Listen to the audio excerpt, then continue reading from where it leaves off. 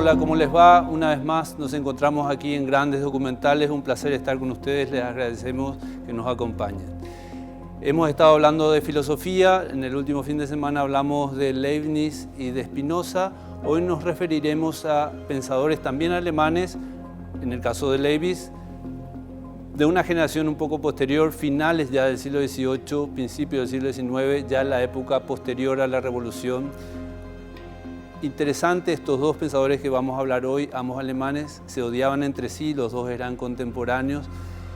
Uno de ellos, Hegel, era un escritor muy oscuro, muy difícil de entender, pero era una persona un poco más sociable, era amigo de Beethoven, era amigo de Goethe. En cambio, Schopenhauer, como veremos después, era un gran cascarrabias, pero era un escritor fantástico. Así que con este contrapunto interesante vamos a avanzar en el programa de hoy de la mano de don Fernando Savater. Espero que lo disfruten. Georg Wilhelm Friedrich Hegel nació en Stuttgart en 1770. Concibió el último gran sistema del pensamiento occidental. En ese sistema pretendió comprender y explicar nada menos que todo lo pensado. Afirmó que lo finito pertenece a lo infinito y que éste se expresa en aquel, de manera que el absoluto está en nosotros. Expuso el método dialéctico, que es según él la estructura misma de lo real. Entendió que su propia filosofía contenía como momentos previos a todas las anteriores. Nadie después de él pudo ignorarlo.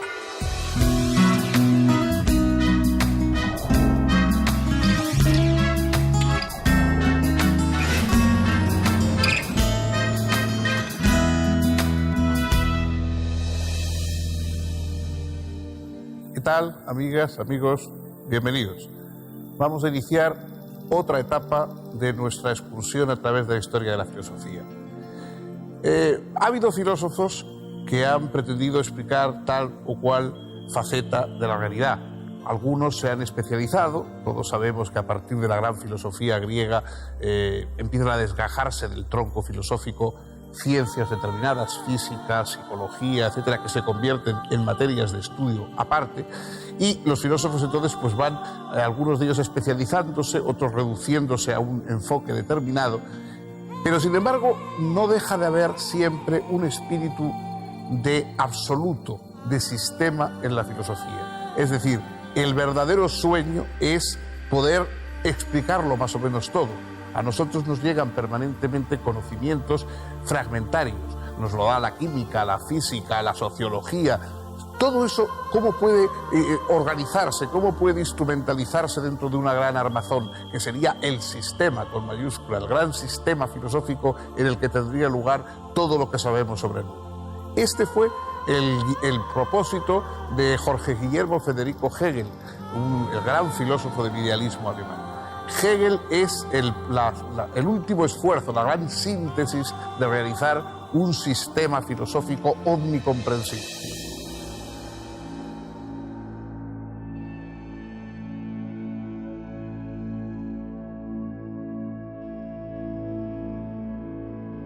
Georg Wilhelm Friedrich Hegel nació en Stuttgart, en el actual territorio alemán, en 1770, y falleció en Berlín en 1831 a causa de una epidemia de cólera. Era hijo de un funcionario fiscal del ducado. A los 18 años se inscribió en la carrera de teología de la Universidad de Tubinga. Sus dos principales amigos de esos años de estudiante fueron Friedrich Wilhelm Joseph Schelling, futuro gran filósofo, y Friedrich Hölderlin, que llegaría a ser uno de los más importantes poetas de lengua germana. Hegel finalizó sus estudios en 1793, pero consciente de su poca vocación para la profesión pastoral, trabajó como preceptor familiar para la aristocracia hasta 1801, año en que consiguió una cátedra en la Universidad de Jena, cuyo rector era el célebre escritor Johann Wolfgang von Goethe. Ese mismo año entregó a la imprenta la que sería su primera obra publicada, sobre las diferencias entre los sistemas filosóficos de Fichte y Schelling. Pero su primer texto importante no aparecería hasta 6 años más tarde, La fenomenología del espíritu. Para Hegel, esa sería la introducción a su sistema filosófico.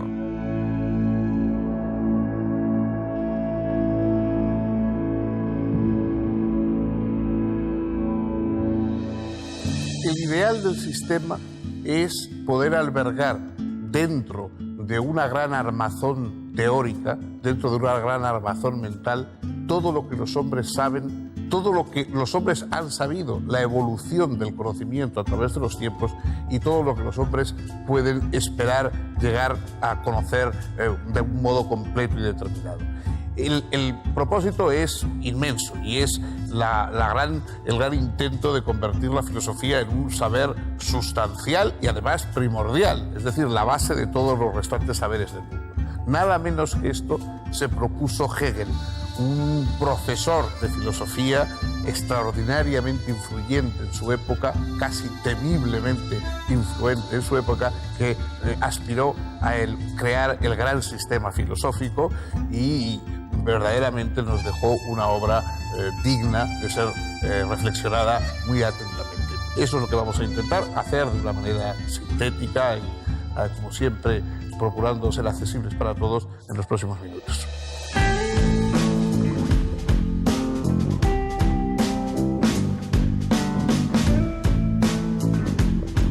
La fenomenología del espíritu dibuja las figuras de la conciencia, desde la mera conciencia sensible, pasando por la autoconciencia, hasta llegar al saber absoluto, o sea, a la conciencia de que en el propio pensamiento el absoluto se piensa a sí mismo. Somos la instancia del universo donde éste se hace autoconsciente. Por eso, en la introducción a la fenomenología, Hegel señala que el absoluto está en nosotros y que el conocimiento es el rayo del absoluto que nos toca. Además, en el prefacio de esa obra advierte que la filosofía toma como punto de partida la convicción profundamente racional de que lo verdadero es el todo, un todo que se manifiesta en cada uno de sus momentos y particularmente en la articulación de todos ellos como sistema. Como consecuencia de la ocupación napoleónica, la Universidad de Jena cerró sus puertas. La situación económica de Hegel se hizo casi insostenible. Llegó a solicitar empleo como cuidador de jardines y parques públicos, pero sin éxito. Con el apoyo de algunos amigos, editó un pequeño periódico en Bamberg, hasta que en 1808 fue nombrado rector del Colegio de Nuremberg, cargo que ocupó durante 8 años. La fenomenología del espíritu pronto comenzó a reeditarse y traducirse, dándole renombre aunque no fortuna, pues Hegel donó todas las sumas percibidas por derechos de autor a la madre de su hijo natural, Ludwig, que había nacido en 1807. En 1810, Hegel conoció a Marie Helene Susanna von Tucher, de 21 años, hija de un senador y burgomaestre de Nuremberg, y se enamoró apasionadamente de ella. Al poco tiempo contrajeron matrimonio. El casamiento se celebró en 1811, con la aprobación del padre de la joven. La pareja, que pronto tendría 2 hijos, sería desde entonces un ejemplo de armonía, amor y cuidado mutuo. El temperamento abierto y generoso de Marie permitió que el hijo natural de Hegel viviera con ellos. En ese tiempo, Hegel escribió también una de sus principales obras, La ciencia de la lógica. Precisamente, la ciencia de la lógica comienza donde termina la fenomenología del espíritu y constituye propiamente la primera parte del sistema hegeliano y una de las pocas que desarrolló en detalle. Las ideas que están a la base de este libro son principalmente 2. En primer lugar, lo infinito no se opone a lo finito como si fueran cosas distintas. Si así fuera, lo infinito tendría a lo finito como límite y entonces no sería infinito. Más bien hay que decir que lo finito pertenece a lo infinito y que éste se expresa en aquel. Este planteo había sido ya expresado por otro filósofo, Baruch Spinoza.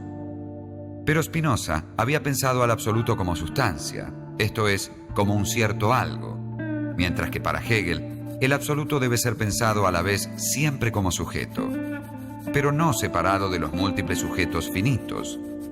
No se trata de que nosotros pensemos el absoluto como un objeto cognoscible entre otros, captable por nuestro entendimiento, sino que, más bien, el absoluto se piensa a sí mismo en nuestro pensar. Hegel señala, por eso, el absoluto está en nosotros. En segundo lugar, todas las categorías están íntimamente relacionadas entre sí, y el modo dinámico de su relación es lo que Hegel llamó movimiento dialéctico, según el que una afirmación o tesis supone siempre su negación o antítesis, y la diferencia entre ambas resulta superada en una síntesis que a su vez supone su negación, y así sucesivamente. Este proceso no permite al pensamiento detenerse. El movimiento dialéctico opera en la ciencia de la lógica desde el principio al fin. Hegel decide comenzar por lo más indeterminado y vago, el mero ser. Pero un ser tan vacío que no admite más predicados que el solo ser es lo mismo que la nada, y esta es su antítesis. La síntesis de ser y nada es el devenir, porque es un pasar de ser a no ser, o de no ser a ser. Así, lo que deviene es un ser, pero un ser que tiene en sí la negación. Es el ser determinado, que es algo y no otra cosa. A partir de estos trazos con los que comienza su estudio, Hegel está en condiciones de afirmar que cualquier cosa que podamos señalar está en devenir, que todo lo que existe es íntimamente contradictorio y que toda afirmación que efectuemos implica también su negación. Dicho de otro modo, si Dios es la representación imaginativa del absoluto, entonces Dios no es, para Hegel, la suma de las perfecciones, sino la síntesis de las contradicciones. Más radicalmente, Dios es puro devenir. También podríamos decir, Dios deviene en nosotros, y nosotros en Él. Lo absoluto es el proceso infinito de su autodeterminación y de su autoconciencia. Dios deviene quiere decir, Dios se está haciendo. Lo verdadero es el proceso mismo, considerado en su totalidad infinita y en cada uno de sus momentos.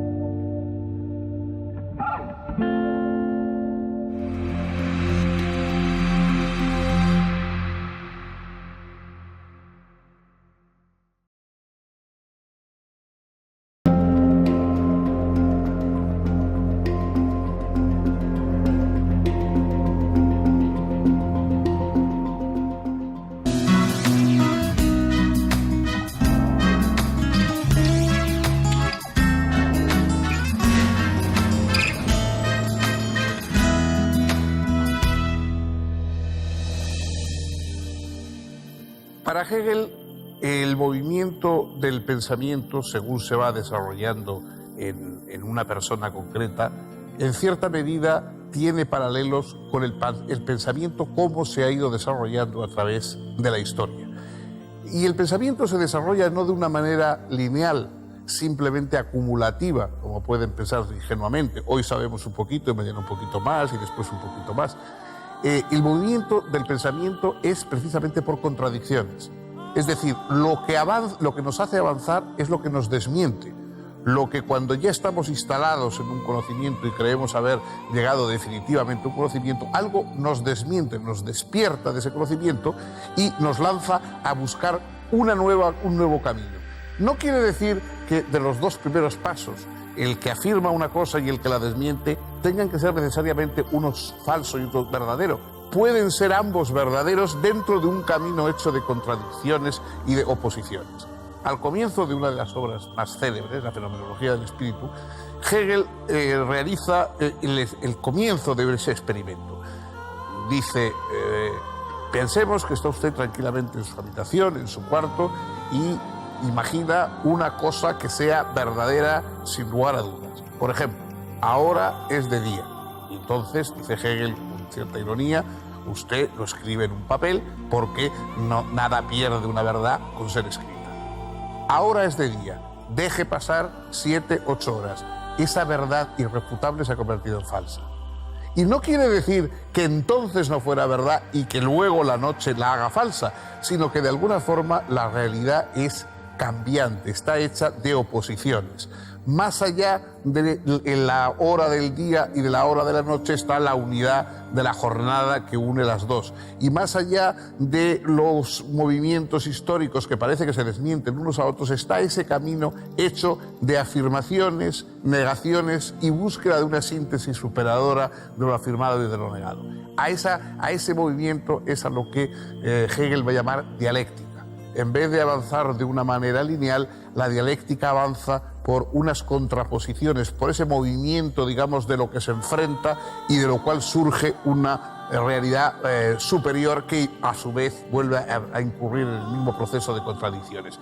Este pensamiento dialéctico, dinámico, es el centro de la forma de plantear la filosofía de Hegel.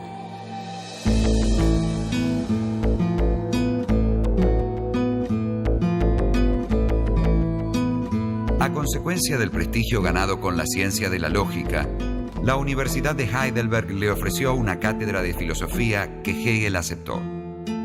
Fue precisamente en Heidelberg donde Hegel produjo un texto en el que presentó por fin la visión general de su sistema, la Enciclopedia de las Ciencias Filosóficas. La enciclopedia consta, además de los prólogos a cada una de las 3 primeras ediciones, de una introducción y 3 partes. La primera parte es un resumen de la ya publicada Ciencia de la Lógica. La segunda parte se ocupa de la filosofía de la naturaleza y la tercera parte tiene como tema la filosofía del espíritu. La obra en su conjunto ofrece al lector la impresión de una catedral, donde cada elemento guarda relación con todos los otros, donde nada se ha escrito por capricho, donde cada frase está sólidamente justificada por la totalidad de la obra. En la filosofía del espíritu, acaso lo más original del libro, Hegel expone que el espíritu es la verdad del alma y de la conciencia. Esta tercera parte de la enciclopedia aparece dividida en 3 secciones, una dedicada al espíritu subjetivo, otra al espíritu objetivo y una última al espíritu absoluto.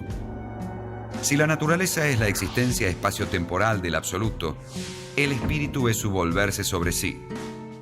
Hegel explora este volver hacia sí como alma, conciencia y sujeto para sí.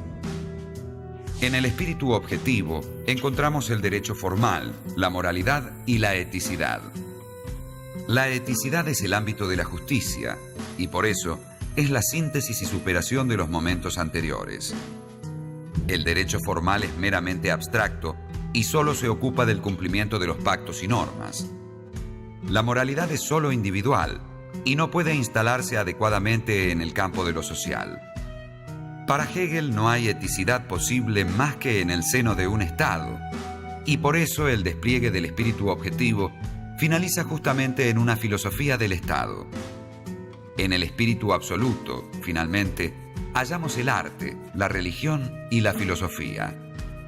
En el arte, lo absoluto se manifiesta sensiblemente. En la religión, mediante representaciones. Y solo en la filosofía alcanza el ámbito conceptual. Lo absoluto es lo bello en el arte, es Dios en la religión y es la idea en la filosofía. Esas determinaciones requieren ser pensadas en su unidad concreta y no unilateralmente, si se quiere evitar que el pensar resulte abstracto e incompleto. La Enciclopedia de las Ciencias Filosóficas termina con una extensa cita de la Metafísica de Aristóteles, donde se define a Dios como el pensar que se piensa perfectamente a sí mismo, un pensar que es en sí actividad infinita y vida eterna. Habría que agregar todavía, un pensar que es saber de sí y que se despliega en la historia universal, porque el tiempo no es más que el salir de sí del absoluto, su existir mismo.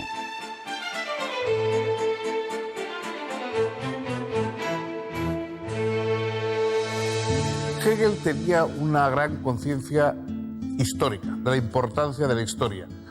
Sus planteamientos idealistas, etcétera, luego van a tener influencia en autores tan materialistas como Marx, precisamente por este lado histórico de su planteamiento. Es decir, a él la humanidad le importa en conjunto, en universal. Es todo lo contrario de esos pensadores que dan importancia al individuo, De ahí que, por ejemplo, un Kierkegaard o el propio Nietzsche sean lo opuesto, en buena medida, al planteamiento hegeliano. Para Hegel, el espíritu es el espíritu humano, del cual evidentemente todos participamos, pero que proviene y se va moviendo a lo largo de la historia. Los sujetos, digamos, del despliegue de ese espíritu a lo largo de los siglos son los pueblos, son las comunidades humanas, que cada una de ellas va aportando desde su peculiar forma de cultura y de forma de ver aportes a ese espíritu universal. Los griegos lo hicieron los germanos, lo han hecho después también, antes incluso los orientales. Es decir, cada uno de los pueblos va aportando elementos para el despliegue de ese espíritu que va ocupándolo poco a poco todo, que va descubriéndose a sí mismo. Piensen ustedes en que podría ser como un cuadro extraordinario y complejo que estuviera enrollado en un rollo y que ustedes en principio no lo vieran, empezaran a desplegarlo y fueran viendo poco a poco hasta que se despliega por completo y entonces se puede ver la magnitud del espíritu humano. Lo único que pasa es que ese poco a poco no es un rollo que se despliega así sin más, sino por esas contradicciones dialécticas que decíamos. El espíritu humano ha estado encarnado en diversos grupos. Ha estado encarnado en Grecia, ha estado encarnado en el mundo latino, en Roma. Para Hegel, en el mundo germánico, con la ley, con el Estado democrático, digamos, pero autoritario de Prusia y del mundo en que él vivía, eso había llegado a su fin. Ese Estado garantizador de libertades, y de derechos, a pesar de que fuera a base de una estructura rígida y legalmente sólida, ese Estado es la más alta organización de la humanidad. Lo que el espíritu buscaba es un Estado en el cual todos los seres humanos pudieran convivir. Este fue la idea central, digamos, del pensamiento político de Hegel.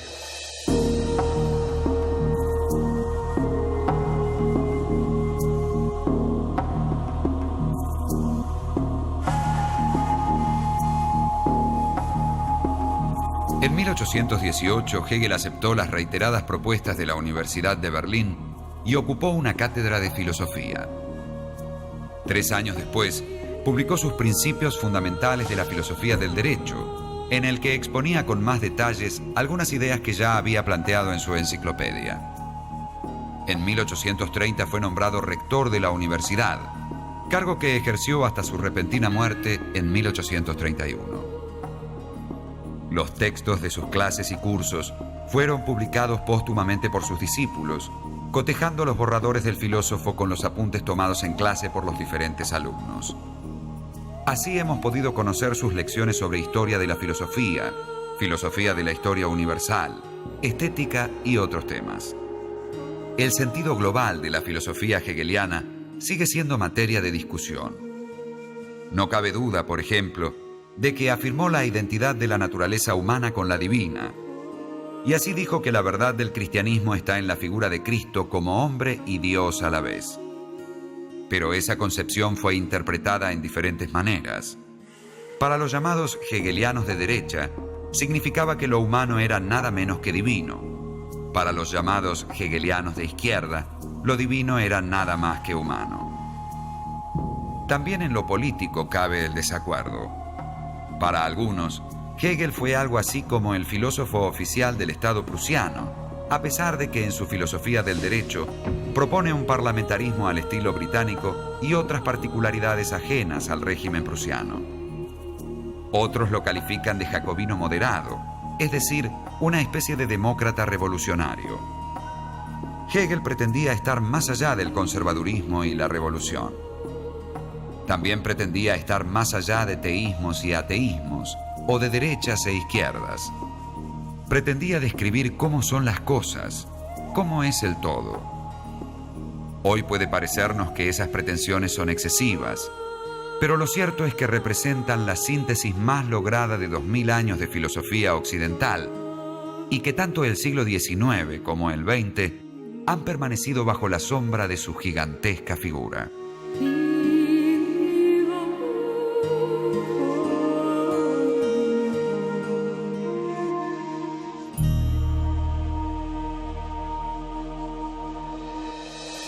La obra de Hegel, que fue enormemente influyente, ya en su época era un pensador casi, digamos, dictatorial, porque era el gran capo de toda la filosofía alemana, y así lo detestó gente como Schopenhauer, etcétera, marginales, digamos, de la filosofía lo detestaban porque él era como el amo, el dueño, digamos, de la filosofía alemana. Sin embargo, la influencia de Hegel fue más bien a través de sus discípulos, y de discípulos o seguidores o lectores que de alguna forma probablemente él, no sé si le hubieran gustado mucho. Hay toda una corriente llamada la izquierda hegeliana de pensadores que tomaron las ideas sobre la historia, sobre el despliegue de la realidad humana, etcétera, a lo largo del tiempo, pero la pusieron con una salsa diferente. Feuerbach, Marx, etcétera, son todas esos seguidores de una nueva corriente de pensamiento que parte de Hegel. Sin duda, Hegel fue enormemente influyente, pero influyente sobre todo a través de estos lectores, a través de estos discípulos que casi cambiaron, pusieron, como en alguna ocasión dijo el propio Marx, pusieron a Hegel con lo que era la cabeza en los pies y al revés, es decir, le dieron la vuelta. Ese darle la vuelta es lo que ha garantizado que el esfuerzo teórico tan complejo, tan lleno de aspectos que es difícil resumir, sobre arte, sobre historia de la religión, etcétera, de Hegel, haya llegado y haya perdurado hasta nosotros como una influencia notable. Hasta aquí hemos llegado también nosotros hoy. El próximo día tendremos otro pensador, otra perspectiva, y esperamos que la misma compañía de ustedes.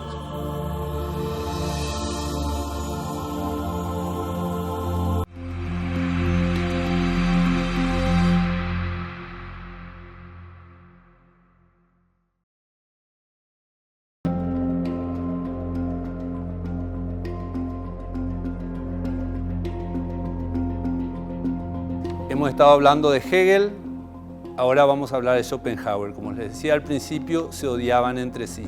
Y quiero leerles algo que tomé del libro de Karl Popper, La sociedad abierta y sus enemigos, porque es muy interesante cómo se refería Schopenhauer a Hegel. Primero, usando a Shakespeare, decía que usaba esa charla de locos que solo viene de la lengua y no del cerebro. Y atiendan esta cita de Schopenhauer. Hegel, impuesto desde arriba por el poder circunstancial con carácter de gran filósofo oficial, era un charlatán de estrechas miras, insípido, nauseabundo e ignorante, que alcanzó el pináculo de la audacia garabateando e inventando las mistificaciones más absurdas. Toda esa tontería ha sido calificada ruidosamente de sabiduría inmortal por los secuaces mercenarios y gustosamente aceptada como tal por todos los necios, que unieron así sus voces en un perfecto coro laudatorio como nunca antes había escuchado. El extenso campo de influencia espiritual con que Hegel fue dotado por aquellos que se hallaban en el poder le permitió llevar a cabo la corrupción intelectual de toda una generación. Esto por sí mismo habla de la inquina que se tenían ambos. Le invitamos ahora a ver la vida y la obra de Schopenhauer de la mano de don Fernando Sabater. Arthur Schopenhauer nació en Danzig en 1788. Para él la vida no tiene sentido ni valor. Somos un querer que nunca puede satisfacerse ni detenerse, y por eso vivimos en permanente sufrimiento cuando no alcanzamos los objetos de nuestro deseo, o en profundo tedio cuando los alcanzamos. La realidad no es lo que nos representamos o pensamos, sino que es profundamente absurda. Para Schopenhauer, este mundo es el peor de los mundos posibles.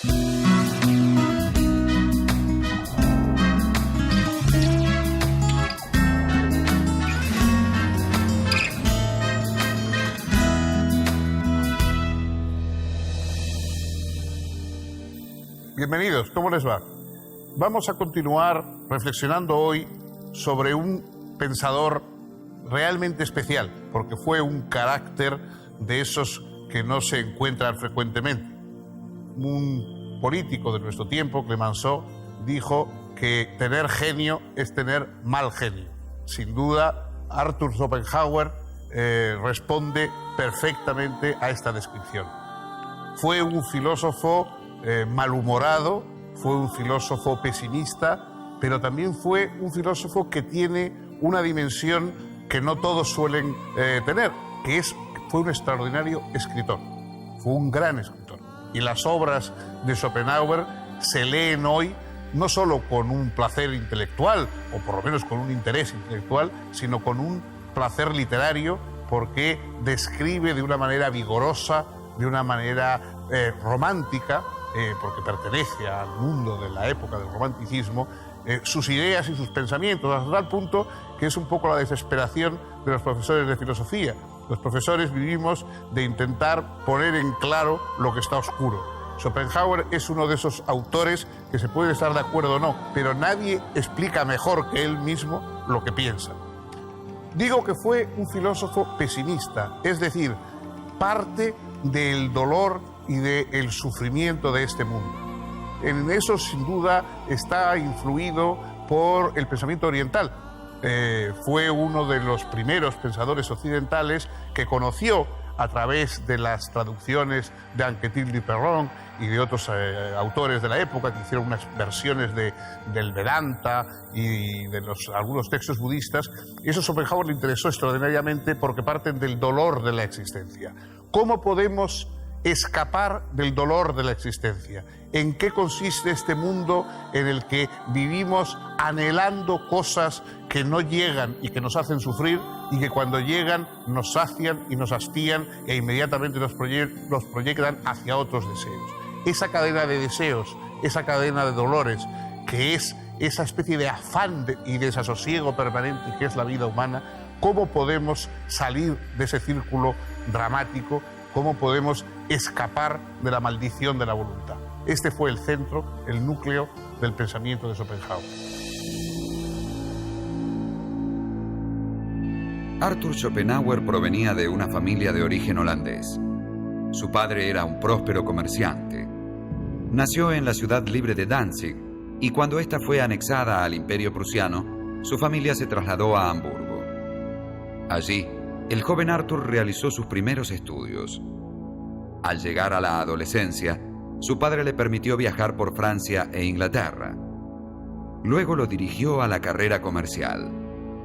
Sin embargo, en 1805 el padre de Schopenhauer se suicidó y poco después, este manifestó a su madre, con la que siempre tuvo una pésima relación, que deseaba dejar el negocio familiar y dedicarse al estudio.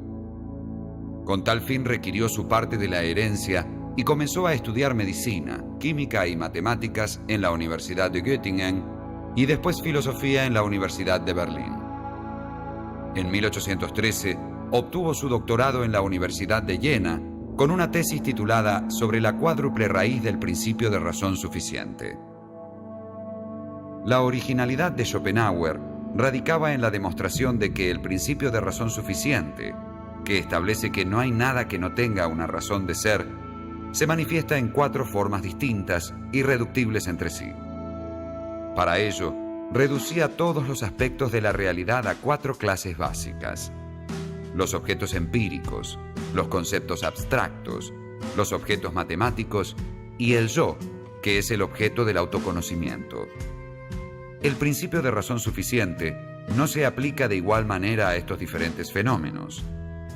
Entre los objetos empíricos aparece como explicación causal, entre los conceptos abstractos como deducción lógica, entre los objetos matemáticos como consistencia y respecto de los hechos del yo como determinación del carácter y motivación.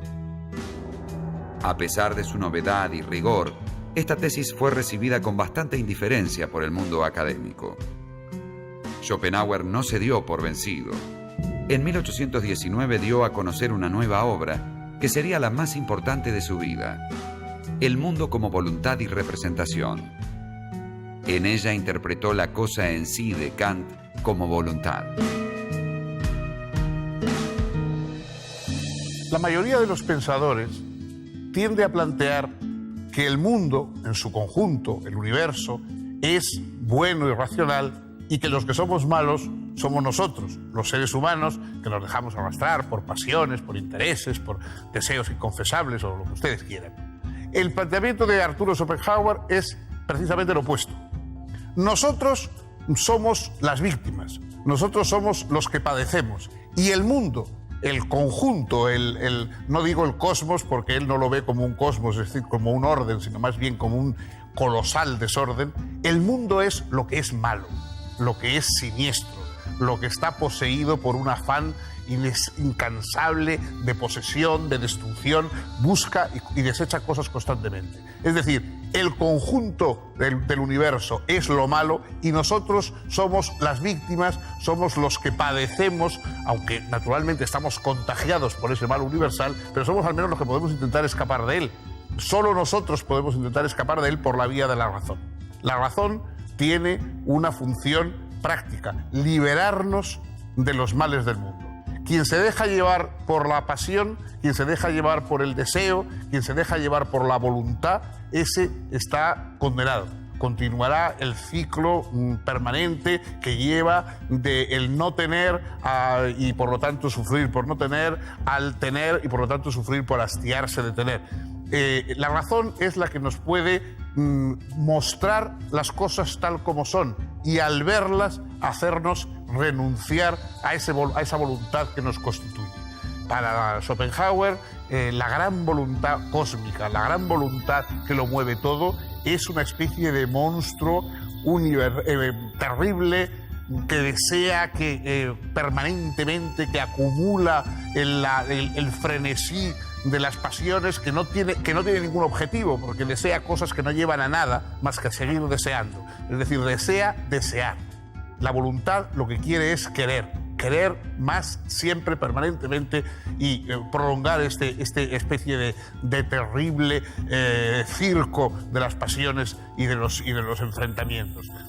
La razón nos puede revelar la voluntad tal como es, y al verla sentir el lógico rechazo y renunciar a participar en ese juego del cual nadie puede salir ganador.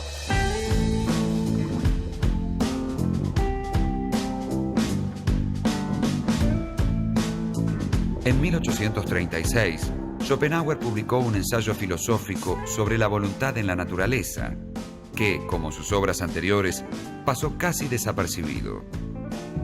Luego, entre 1839 y 1840, dio a conocer 2 artículos sobre ética que reunió en un volumen titulado Los 2 problemas fundamentales de la ética.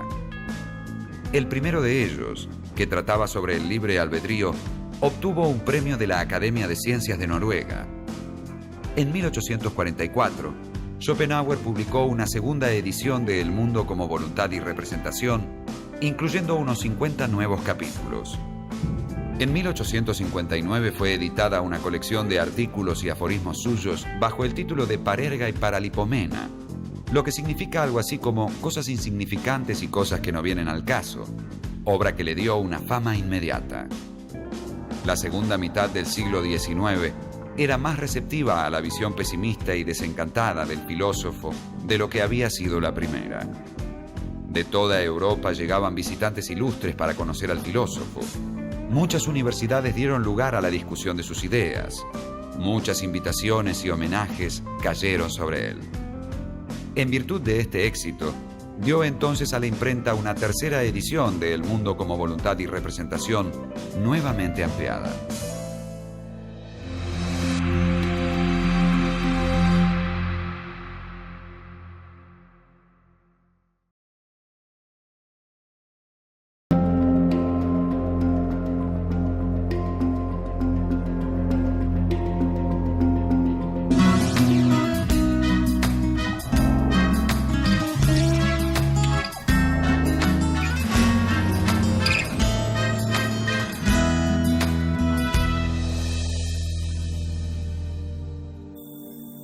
Schopenhauer fue un pensador que tuvo unos interesantes apuntes artísticos. Él era un hombre extraordinariamente dotado para el arte, le encantaba el teatro, le encantaba, por supuesto, la literatura, en particular la literatura española. Fue traductor de Baltasar Gracián al alemán y, por supuesto, fue uno de los primeros que convirtió ya no tanto al Quijote, pero a Calderón, sobre todo en La vida es sueño, etcétera, es uno de los pensadores teatrales importantes de Europa. Pero él, sobre todo, tenía un entusiasmo especial por la música. La música para él era verdaderamente la expresión mejor, mucho mejor que la palabra, mucho mejor que la reflexión. La música era la mejor expresión de en qué consiste el universo. Cuando oímos a una gran creación musical, estamos algo así como oyendo el rumor de la voluntad, el rumor del mundo, a la vez seductor, crispante, relajante, vigorizador. Todo lo que el mundo es lo podemos escuchar por medio de la música, y la música nos revela la esencia del universo mejor que ninguna palabra o ninguna otra cosa. A la vez, Schopenhauer escribió de muchos temas, es decir, hizo un corpus muy joven, porque él concluyó el pensamiento de su obra principal muy joven, sin haber cumplido los 30 años, con 20 y pocos años, y después fue añadiendo aspectos concretos para la vida cotidiana. Hablaba pues desde los duelos, el espiritismo, y dedicó unas reflexiones al tema del amor y de la mujer que son o han sido por lo menos muy comentadas a lo largo del tiempo, porque es uno de los pocos pensadores que habló de la sexualidad. Es decir, los filósofos por lo general suelen ser bastante asexuados en sus filosofías. Schopenhauer no. Schopenhauer directamente habla de la sexualidad heterosexual y homosexual, y lo convierte ese afán de la sexualidad en uno de los motores centrales en que la voluntad se expresa en el mundo. Tiene una amplia gama de aspectos concretos que incluso muchas veces han sido editados y presentados aparte de su obra principal como unas reflexiones prácticas sobre el arte de relacionarse con los demás, sobre el arte de escapar de las seducciones del amor, etcétera, etcétera.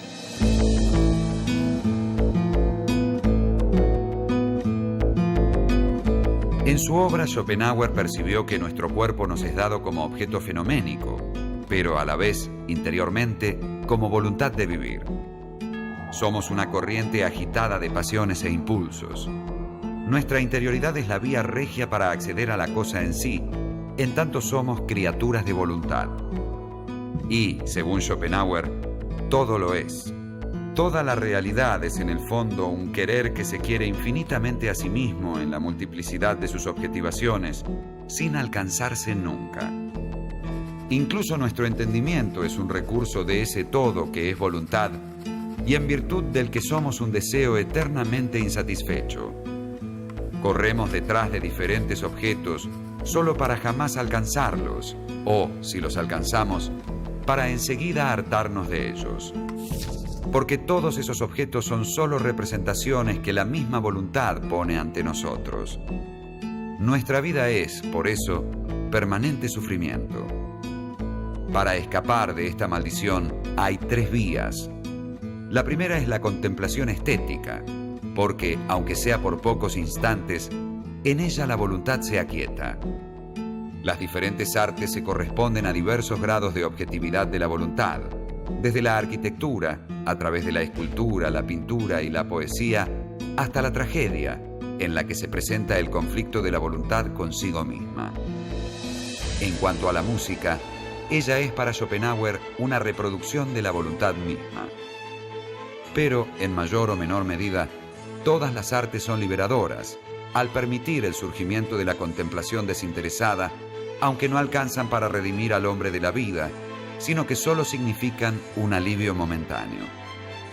La segunda vía consiste en desenamorarse de la vida, porque es la voluntad la que nos hace apegarnos a la vida. En este camino ascético se desarrolla la compasión, por la que me hago cargo de todo el sufrimiento del mundo, busco activamente el sufrimiento propio y ajeno, de modo que mi interés por la vida va disminuyendo progresivamente. La tercera vía es cambiar la voluntad por la no-luntad, dice Schopenhauer. Es decir, transformar el querer en el no querer, aniquilando en nosotros todo deseo. Se trata del acceso al nirvana, la extinción. Schopenhauer no vivió según ideales ascéticos, ni buscó el anonadamiento de su ego, ciertamente poderoso. Cuando se le reprochaba esto, contestaba que no tenía por qué vivir exactamente como pensaba. Amó razonablemente la vida y la disfrutó especialmente en sus últimos años, en los que se vio súbitamente célebre y apreciado. Falleció apaciblemente en 1860 en Dresden.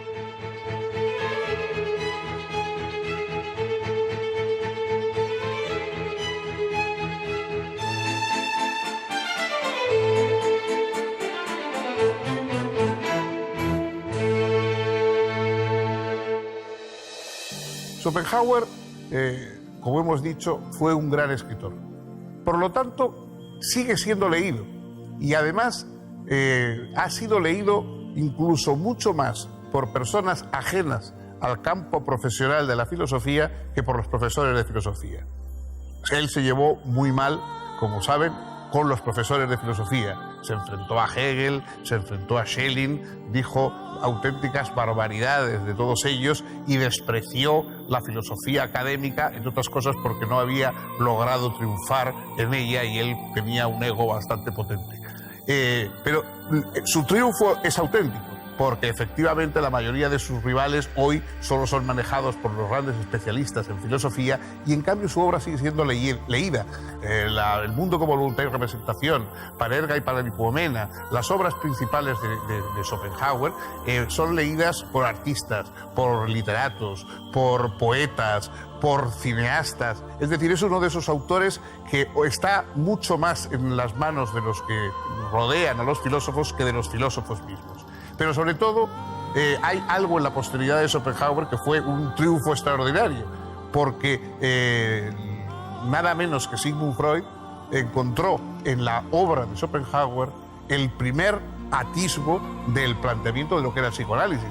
Hasta tal punto, porque la teoría de la locura en Schopenhauer es tan semejante a la doctrina de Freud, incluso habla de que es un olvido voluntario de algo insoportable, que uno se olvida y se sustituye por un falso recuerdo, etc. En fin, es hasta tal punto semejante la doctrina de Schopenhauer de la doctrina de Freud, que Freud se creyó obligado a decir que él no había leído a Schopenhauer hasta haber expuesto su doctrina, que fue después algún amigo que le dijo el parecido que existía entre la teoría del psicoanálisis y el pensamiento de Schopenhauer. De modo que, efectivamente, este mundo de lo irracional que se sublima en lo racional, este mundo de pulsiones que nos puede llevar al desgarramiento íntimo e incluso a la locura, ese planteamiento de la base que no razona, sobre la que se establece frágilmente la razón, todo eso que hoy conocemos mucho más explicado y con mucho más sofisticación, pero todo eso está en Schopenhauer. De modo que, en ese sentido, su triunfo fue decidido. Mientras los grandes racionalistas han quedado a veces pasados de moda, él, desde esa versión romántica y vigorosamente irracional del universo y de nosotros mismos, sigue estando presente en toda la posteridad de los escritos de la reflexión sobre el inconsciente, etcétera, de nuestros días. Bien, pues esto ha sido todo por hoy. Si lo desean, el próximo día pueden acompañarnos con otro autor, con otro pensamiento, con otra aventura intelectual.